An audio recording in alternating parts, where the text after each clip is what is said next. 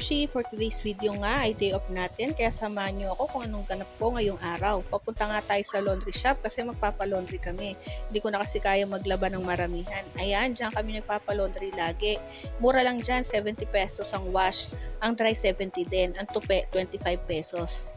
Pero kami, wash lang ang ginagawa namin. Nagpunta nga kami sa bahay ng ate ko para kunin yung mga hanger na hiniram ng anak niya. Ayan nga yung anak niyang maganda, pero maldits naman.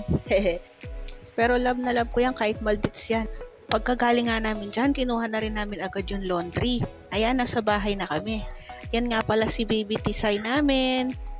Jack Russell Terrier nga ang breed niyan. Bigay nga yan ng kuya ko sa akin kasi nagbibreed siya ng mga aso. Ayan, sinampay ko na nga yan isa-isa dyan para agad siyang matuyo habang mainit.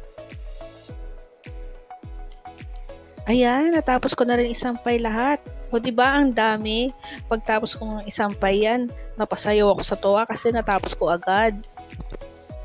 Tinanggalan ko na nga rin ng music yan kasi baka mamaya makopyright yung video ko, biglang mabura. O diba, feel na feel ng Mamshi yung pagsayaw kahit di naman marunong. Yan, tapos niyan, nagwalis na ako sa loob ng bahay. Ayan nga si Tisay, ginugulo niya ako. Kinakagat niya pa yung walis ko dyan, kaya hindi ako agad matapos-tapos.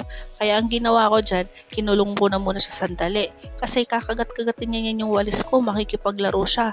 Akala niya kasi laruan niyang walis ko. O, ayan, di ba, kinagat-kagat na niya. Kaya hindi ako agad matapos magwalis dyan. Pagtapos ko naman magwalis dyan, naglampaso na rin ako. Nakakulong na dyan si Tisay, kaya hindi na siya makikita dyan sa video. Wala nga kaming map kasi nasira, kaya kumuha na lang ako ng basahan, yun na lang yung ginamit ko. Pagtapos ko nga maglampaso, tinabihan ko muna saglit yung asawa ko dyan para magpahinga bago ko maligo kasi magpapahilot ako. Ayan, ready na ang Mamshi nyo para magpahilot. Masakit kasi yung likod ko, kaya magpapahilot ako. Dumating na rin nga yung parcel ko, mga binili ko para sa anak ko, gagamitin niya sa pasukan. Pero i-unbox ko yan, ibang video naman. Papunta na nga kami doon sa lugar kung saan kami nagpapahilot palagi kapag mayroong masakit sa amin o kaya pag may nilalagnat, may pilay o kung anuman. Tara, samahan niyo ako magbiyahe.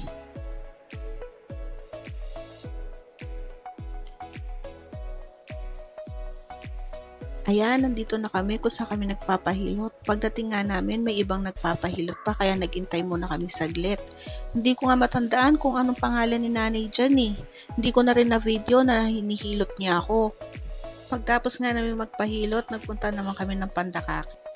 Papapalitan niya nga yung sapin ng upuan kasi sira na. Ayan, dyan nga kami magpapagawa ng upuan niya.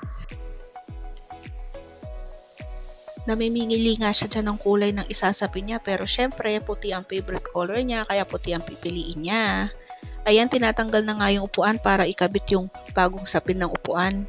Ayan si kuya, tatanggalin na nga muna niya yung lumang sapin para mailagay niya yung bago. Medyo matagal din ang pagtanggal niyan kaya hindi ko na binidyo yung iba. Ayan, natanggal na niya. Ikakabit niya na yung puting bagong pangsapin dyan.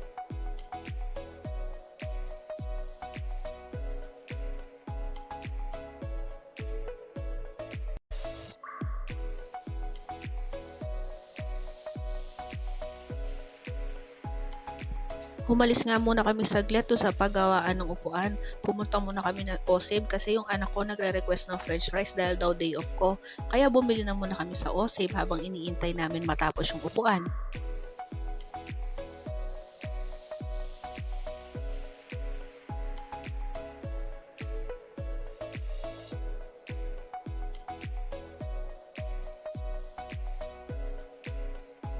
Pagbalik nga namin doon sa pagawaan, tapos na, kinakabit na nga ni kuya yung upuan doon sa motor.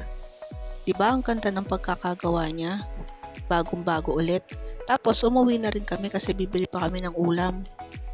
Tara, samahan nyo kami sa pag-uwi namin.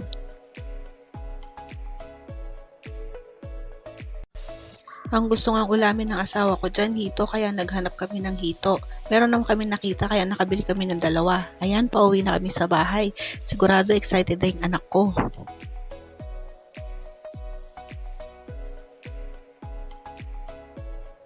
At ayan na, nasa bahay na kami. O diba, nasa gate na agad yung anak ko, excited na sa french fries niya. O baka magtaka kayo mga mamshi, ba't ang laki ng anak ko 11 years old pa lang yan. Pero talagang malaki lang talaga siya. Baby po namin yan eh. Hanggang dito na lang muna ang video natin mga mamshi. Manonood muna kami ng TV habang kumakain ng fries. Ayan, may nanghihingi nga ng isang baby boy. Yan si Buddy. Yan yung pinakamatandang aso namin. Thank you for watching. See you on my next vlog. Bye!